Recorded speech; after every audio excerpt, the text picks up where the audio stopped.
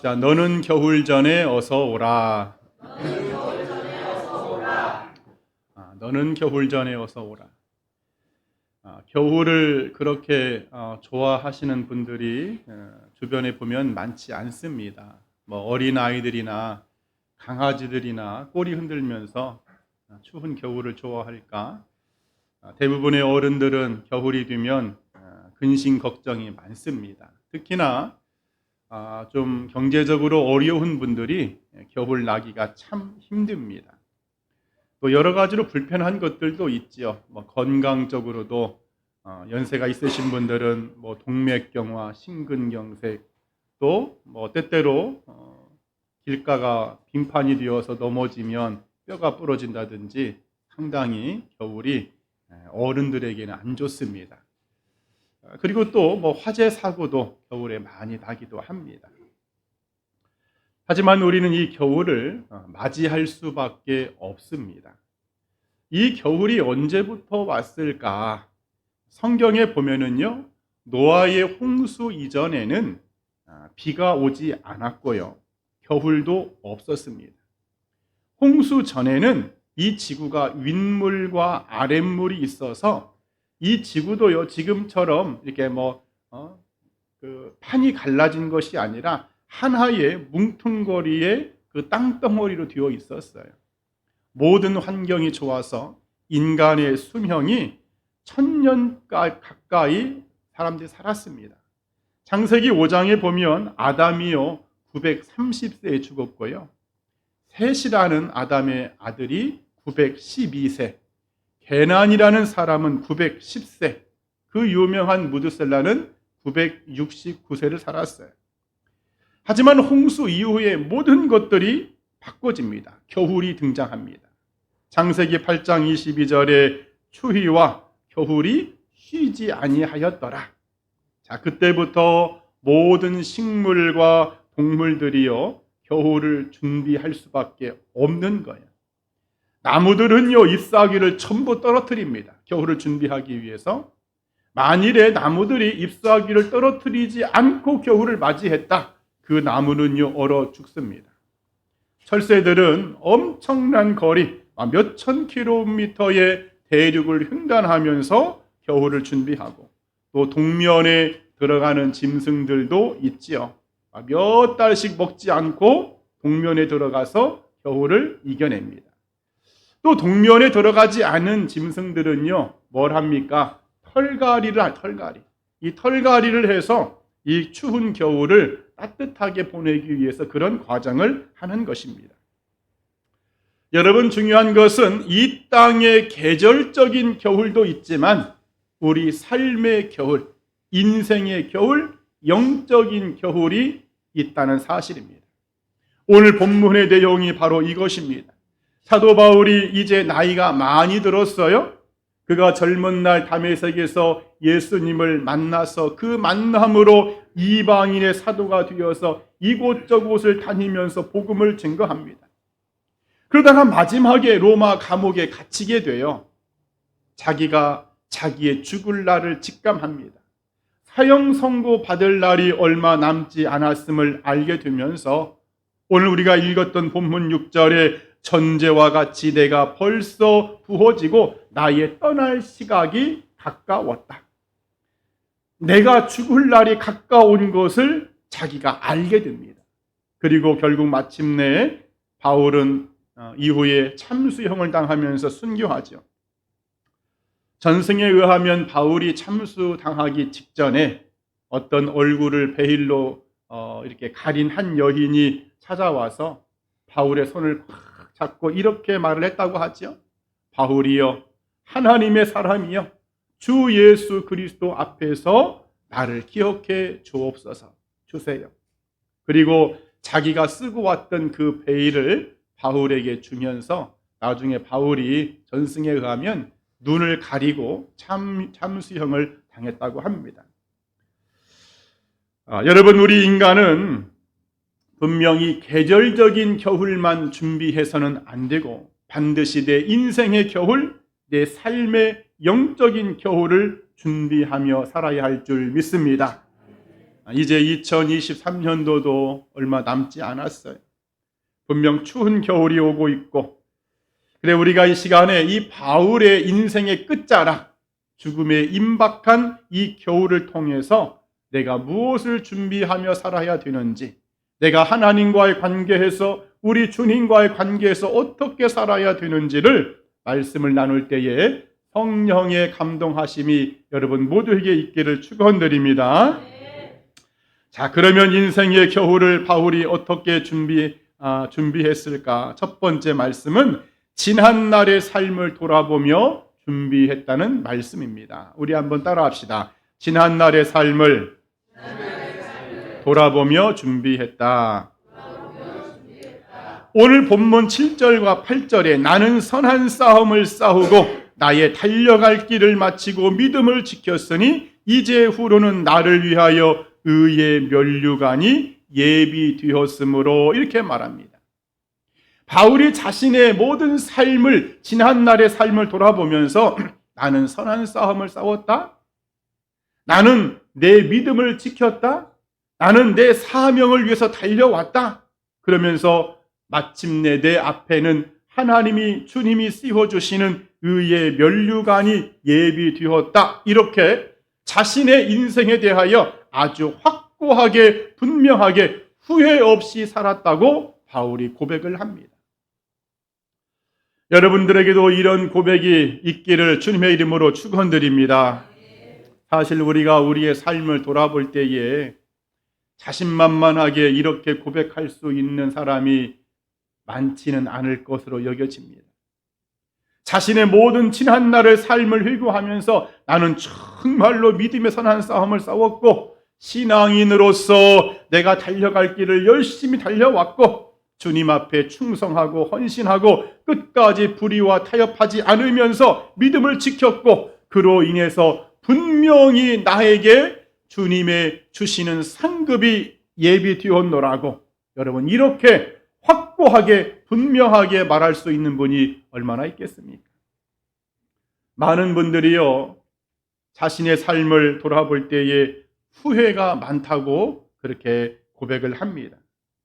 연세가 많이 드신 분들, 주님 만날 날이 가까우신 분들, 병원에서 임종에 가까우신 분들의 공통적인 이야기를 들어보면 내가 지금까지 무엇 때문에 살아왔는지 모르겠다. 내가 무엇을 위해서 이렇게 고생하며 살아왔는지 모르겠다 하면서 자신의 인생이 허무하다고 고백하는 분들이 그렇게 많답니다. 그러나 오늘 전화 여러분들은 이런 고백이 되지 않아야 할 줄 믿습니다. 여러분 우리가 솔로몬 왕 하면 정말 인간으로서는 누릴 수 없는 모든 것을 누려본 사람이죠. 부귀영화, 장수, 지혜, 하나님이 말씀하셨습니다. 이 솔로몬보다 이 땅에 그 어떤 사람도 이 솔로몬보다 받았던 그 영광을 받는 사람이 예전에도 없을 것이고 앞으로도 주님 오실 때까지 그런 사람은 없을 것이다. 여러분 이 정도라면 이 솔로몬의 삶이라는 것은 상상을 초월하는 그 누구도 누려볼 수 없는 엄청난 여러분 삶이죠. 하지만 그가 그의 인생의 마지막 끝자락에서 그 전도에서에서 뭐라고 고백합니다. 헛되고 헛되며 헛되고 헛되니 모든 것이 헛되도다.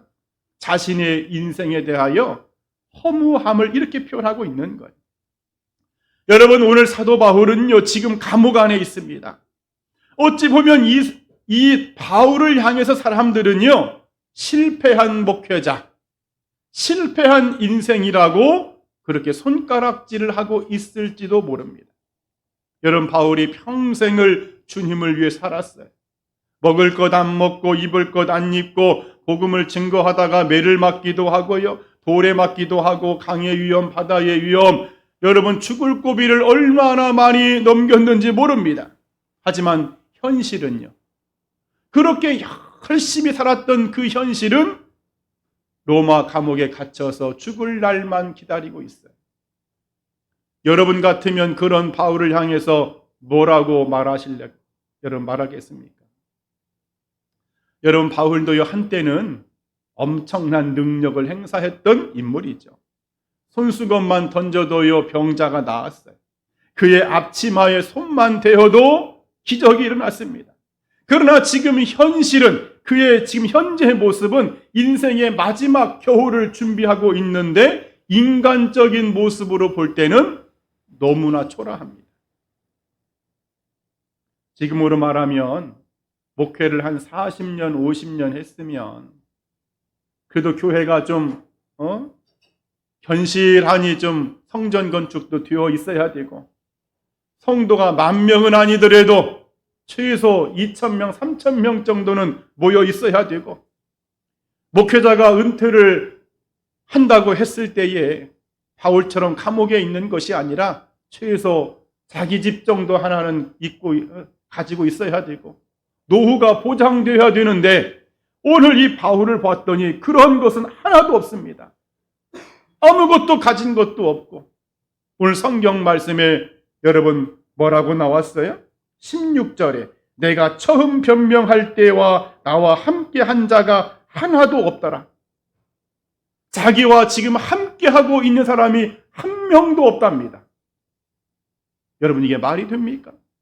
얼마나 초라한 그의 인생의 모습입니까? 그런데 바울은요, 자신의 모든 지난 날의 삶을 쭉 돌아보고서 뭐라고 단호하게 말하냐? 나는 후회함이 없이 살았다. 나는 주님을 위해서 최선을 다했고 이방인의 전도자로서 부끄럽지 않은 삶을 살았다. 마치 구약의 사무엘 선지자가 그 백성들에게 마지막 설교하지요. 나는 주님 앞에 부끄러운 일을 한 적이 없다. 너희들의 재산을 빼앗은 적도 없고 너희를 속인 적도 없다. 하나님 앞에 전혀 후회함이 없는, 전혀 부끄러움이 없는 그런 인생을 살았다고 고백했던 것처럼 바울도 그렇게 고백하는 거예요. 오늘 저나 여러분들도 이런 고백이 반드시 우리의 중심에, 우리의 입술에 나와야 할 줄 믿습니다. 하나님, 예수님, 나는 주님을 위해서 열심히 살았습니다. 비록 내 현실은 부족하고 내가 집 한 채 없고 내가 내 통장에 잔고가 없을지라도 나는 정말 주님을 위해서 땀을 흘렸고 충성했고 봉사했고 내 모든 것을 다해서 주님을 향해서 내가 나갔습니다. 나는 후회함이 없습니다. 나는 지금 죽어도 주님 여한이 없습니다. 여러분, 그런 고백을 드릴 수 있는 성도라면 여러분, 그 사람은 인생의 겨울을 잘 준비하고 있는 줄 믿습니다. 오늘 저나 여러분들도 이런 고백이 있기를 이 아침에 간절히 축원드립니다. 또 두 번째, 바울은요, 인생의 겨울을 어떻게 준비하느냐? 한번 따라합시다. 사람과의 인연을 정리하며 준비했다. 우리 인간은요, 혼자 살 수 없습니다. 나는 나 혼자 살래. 그것은 여러분들 스스로 나는 병에 걸려 죽겠다는 것과 똑같은 겁니다. 우리 인간은 가정에서는 가족과 더불어 살고, 교회에 오면 우리 교회의 권속들과 더불어 살고, 직장에 가면 또 직장의 동료들과 더불어 사는 것이 우리의 인생이죠.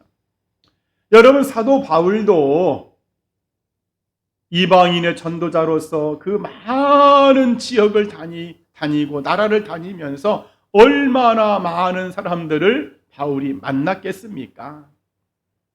그런 바울이 인생의 겨울을 준비하면서 그 만난 사람들 중에서 아주 임팩트가 강한 사람들을 몇 명을 꼽았어요. 이 바울이 이 이야기를, 주님이 이 성경 말씀을 우리들에게 주시는 이유는 단 한 가지입니다. 내가 누군가에게 어떤 사람과의 관계에 있어서, 하나님의 일의 관계에 있어서 기억되고 아름다운 관계를 맺어야 한다. 그것을 성경이 지금 교훈하려고 이 말씀을 주시는 거예요. 바울이요, 10절에 보면은요, 데마라는 사람을 이렇게 그 인연을 정리하는데, 데마가 누구냐? 데마는 이 세상을 사랑하여 나를 버리고 데살로니가로 갔던 사람. 지금으로 말하면 예수님을 잘 믿었었는데, 교회에서도 열심히 충성하고 봉사했었는데 어느 순간 믿음을 잃어버리고 세상으로 나가버린 사람. 여러분, 데마라는 이 이름의 뜻은요, 통솔자라는데 통솔자. 바울이요 처음에 목회를 시작하고 사역을 했을 때에 바울 서신에 이 사람의 이름이 종종 등장합니다. 그러니까는 처음에는 바울을 도와서 열심히 협력해주고 함께 해주고 그렇게 눈물과 기쁨을 함께 나누었는데 시간이 점점 지났어. 10년이 지나 20년이 지나 바울을 계속 따라다녀 봤는데 힘만 들고 얻어지는 것도 없고 명예도 없고 물질도 안 생기고 죽도록 고생만 하니까는 결국 바울을 버리고 자기의 갈 길로 가버립니다. 여러분, 우리는 우리의 이름이 주님의 몸된 교회와의 관계에서 우리의 이름이 주님과의 관계에서 여러분 이 대마처럼 깨지는 관계가 되어서는 안 될 줄 믿습니다. 그 장로님, 그 권사님, 그 집사님, 그 성도님, 아니 그렇게 예수님을 잘 믿었었는데 정말 교회에 충성했었는데 지금은 믿음을 잃어버리고 교회에 헌신하지도 않고 세상 사람이 다 되었어. 여러분 그런 이야기를 듣는다면 절대로 안 될 말이죠. 그런 인생이라면 여러분 인생의 겨울을 지금 실패하고 있는 사람입니다. 또 바울은 자기에게 해를 끼쳤던 사람 14절에요. 구리세공업자 알렉산더라는 사람을 회상합니다. 구리세공업자 알렉산더가 내게 해를 많이 입혔으며 그러죠. 해를 끼쳤다는 것은 바울의 사역에 해방꾼의 역할을 했다 그런 뜻입니다. 15절에 봤더니 너도 그를 주의하라. 그가 우리 말을 심히 대적하였느니라. 제가 최근에 우리 동문 목사님들 모임에서 그런 얘기를 하나 들었어요. 나 너무 충격받았네요. 이 목회자로서의 서글픈 이야기입니다. 과거에는 목사님들에 대하여 성도들이요 상당히 존경심을 가지고 있었어요. 근데 어떤 교회에 한 40대 중반에 목사님이 부임해 와서 담임자로 교회의 중직들이요 성도들이 있을 때는 이 공적인 자리에서는 아주 정중하게 목사님 깍듯하게 예의를 갖추는데 개별적으로 만났을 때 또는 무슨 기획위원이라든지 이렇게 어떤 그런 소수의 모임에 들어갔을 때는 그렇게 목사님을 홀대한답니다. 말을 함부로 하고요. 반말을 여러분 하는 거예요. 여러분 상상이 가세요? 앞에서는 막 이렇게 하고 뒤에서는 야, 너 똑바로 안 해? 여러분 이런 일들이 지금 현재 여러분 있습니다. 내가 그 얘기를 듣고 얼마나 마음이 아프고 그 친구가 그냥 불쌍해 보이는지. 이것은 여러분 영적인 망조입니다. 절대로 신앙의 사람은 하나님의 일에 방해꾼이 되어서는 안 될 줄 믿습니다. 오늘 이 바울에게 해를 끼치고 대적을 했다는 것은 여러분 예수님에게 대하여 해를 끼치고 대적을 했다는 거예요. 그래 오늘 본문 14절 하반절에 주께서 그 한 대로 그에게 갚아주실 것이다.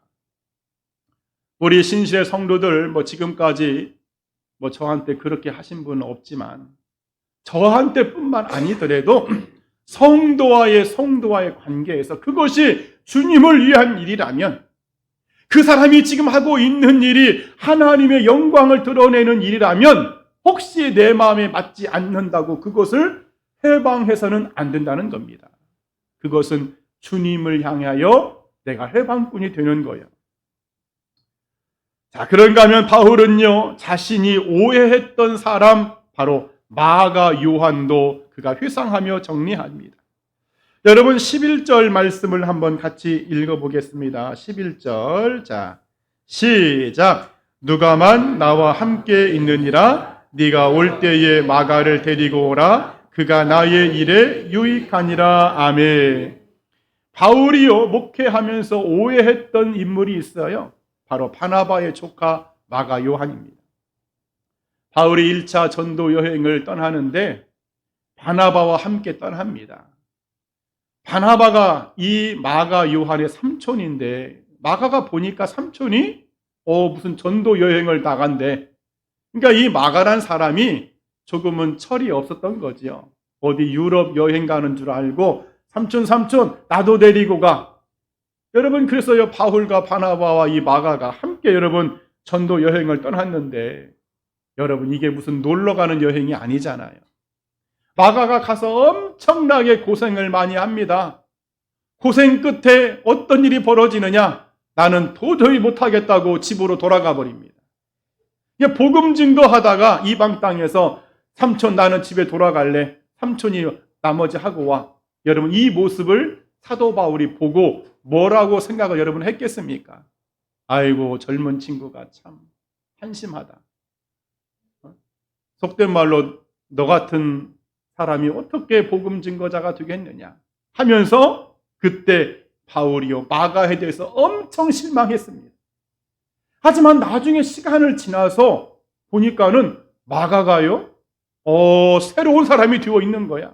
엄청나게 복음 증거를 잘하고 있고 하나님의 일을 너무나도 성실하게 감당하는 모습을 보면서 나중에 바울이 감옥에서 그 마가를 그리워합니다. 내가 그때 마가를 오해했어. 내가 그때 마가에게 너무 심하게 말을 했어. 나 다시금 그 마가를 보고 싶다. 여러분, 그래서 오늘 바울이 말하는 거예요. 마가를 꼭 좀 데리고 와라. 그가 나에게 유익한 사람이었다. 내가 죽기 전에 그 마가를 만나서 내가 그때 너에게 실수했노라고, 내가 오해했었노라고 이 문제를 좀 풀고 싶다. 여러분, 우리는 우리의 인생 가운데 우리가 많은 사람들을 만나고 살아왔고 앞으로도 만나며 살아갈 텐데, 또 인생의 이제 끝자락에 와 계신 분들은 얼마나 많은 분들을 만나겠습니까? 여러분, 그럴 때에는 우리 신앙의 사람은 누군가에게 꼭 보고 싶은 사람이 되기를 축복합니다. 신앙생활에 힘을 주었고 내가 힘들고 어려웠을 때 믿음을 잃어버리지 않도록 나를 붙잡아 주었던 사람, 자신의 것을 내어주면서 자신을 희생하면서까지도 예수님의 사랑을 나에게 알게 했던 그 사람, 내가 꼭 한번 보고 싶은 그 사람, 나도 이런 사람이 되어야 되고 누군가에게 나의 모습이 이렇게 기억이 되고 추억이 된다면 여러분 그의 인생은 인생의 겨울을 그래도 아름답게 준비하며 사는 사람인 줄 믿습니다. 그래 오늘 저나 여러분들 우리는 여러 사람과의 인연을 맺으며 살아가는데 반드시 우리에게 주어진 일을 멋지게 감당함으로 꼭 보고 싶은 사람, 만나고 싶은 사람, 감사하다고 전하고 싶은 사람, 여러분 이런 인물로 기억되는 은혜가 있기를 주님의 이름으로 축원드립니다. 마지막 세 번째 바울은 인생의 겨울을 어떻게 준비하느냐 따라합시다. 끝까지 사명 감당으로 준비했다. 자, 끝까지 마지막까지 사명 감당으로 바울이 준비합니다. 지금 바울은 여러분 감옥에 있다고 말씀을 드렸습니다. 감옥은 춥고 고통스럽습니다. 우리가 추우면 밖에 나가서 운동하고 싶어요? 안 하고 싶어요? 안 하고 싶습니다. 추우면은요 그냥 따뜻한 아랫목에 누워있고 싶고 그냥 집에만 머물러 있고 싶죠. 하지만 바울은 그렇다고 해서 인생의 겨울이 왔다고 해서 그렇게 가만히 손 놓고 있지 않습니다. 자기가 할 수 있는 모든 것을 동원해서 사명을 감당하는데 먼저는 편지를 써서, 이 편지는 바로 바울 서신, 바로 성경의 말씀이죠. 편지를 써서 디모데를 가르칩니다. 2절에 우리 여러분 말씀을 보세요. 2절을 보았더니 너는 말씀을 전파하라. 때를 얻든지 못 얻든지 항상 힘쓰라. 복음을 계속 증거하라고 가르칩니다. 4절에 이 세상 사람들이 허탄한 일을 많이 따르겠지만 너는 그러나 허탄한 일을 따르지 말라고도 가르칩니다. 5절에 너는 모든 일에 신중하여 고난받으며 전도자의 일을 하며 내 직무를 다하라. 직무를 다하라고도 가르칩니다. 자신의 인생이 별로 얼마 남지 않았음에도 불구하고 그 추운 겨울에 자신을 생각하는 것이 아니라 자신에게 주어진 그 예수 그리스도의 사명을 마지막까지 감당하는 바울의 모습이죠. 여러분, 우리는 그 병원에서 맥박 뛰는 소리가 일자로 하기 전까지는 여러분 반드시 영적인 일, 특히나 영적인 주님의 일은 손을 놓으면 안 될 줄 믿습니다.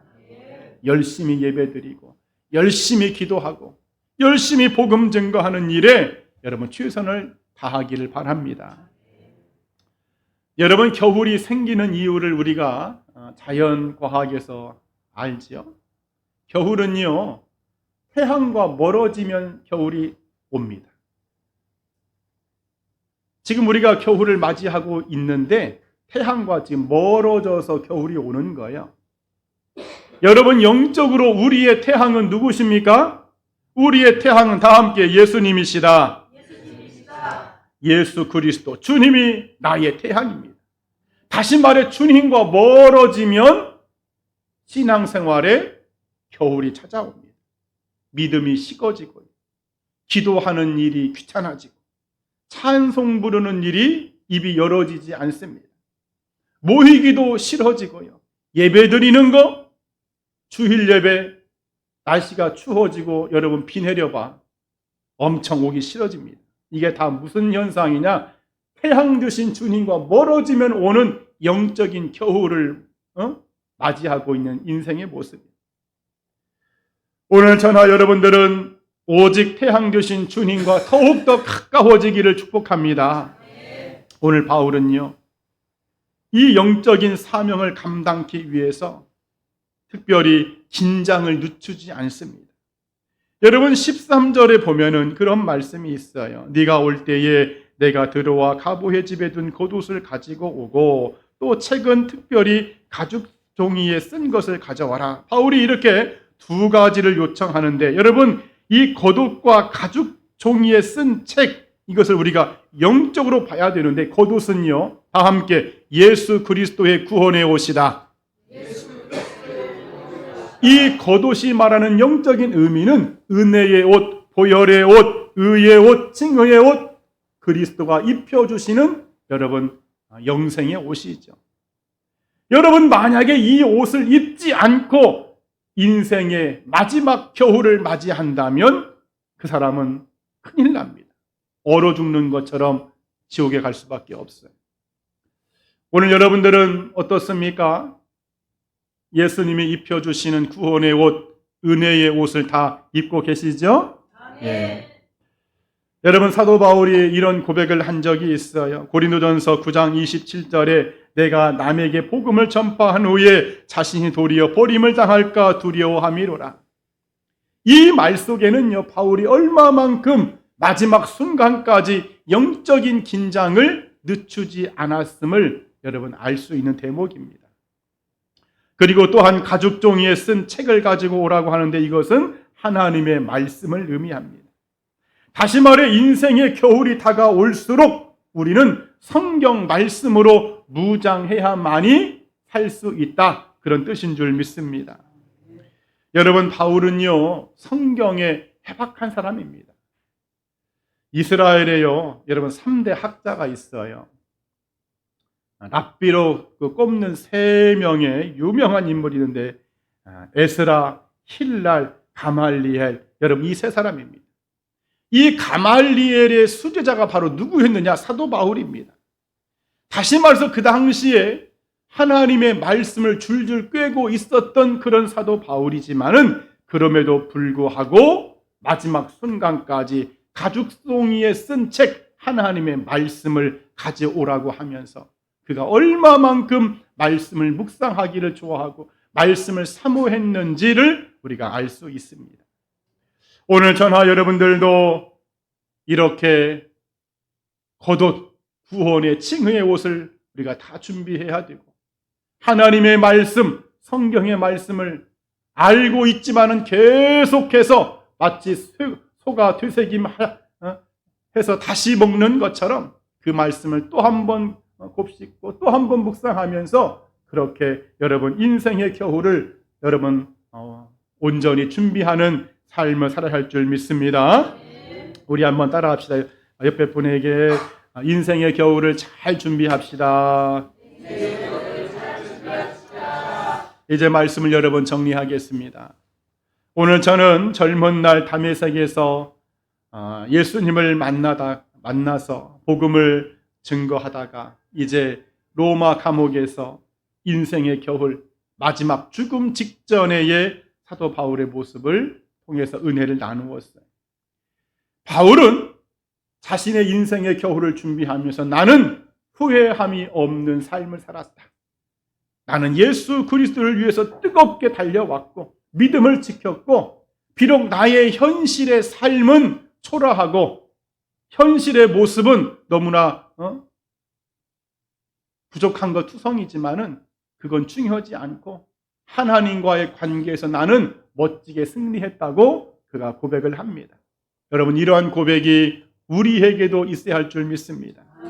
그리고 사람과의 관계를 정리하고 알려주면서 우리 믿음의 사람들은 누군가의 보고 싶은 사람, 만나보고 싶은 사람, 다시 한번 손잡고 함께 웃어줄 수 있는 이런 관계를 맺는 것이 중요하다고 오늘 또한 알려주고 있습니다.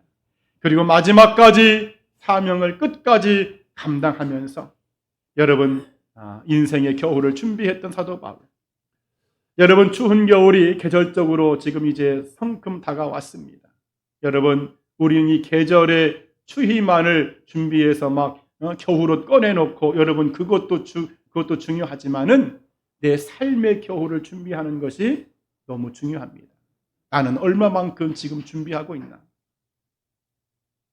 나는 아직 젊어서 죽을 날이 많이 남았습니다, 목사님. 그걸 내가 어떻게 알아? 하나님이 내일 아무개야 올라와라 하면 가야 되는데.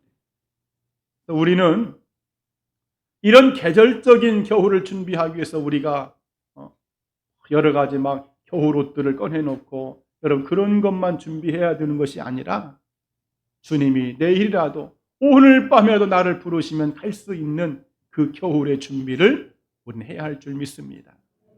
2023년도 여러분 이 준비를 잘해서 승리하기를 이 아침에 간절히 축원드립니다. 기도하겠습니다.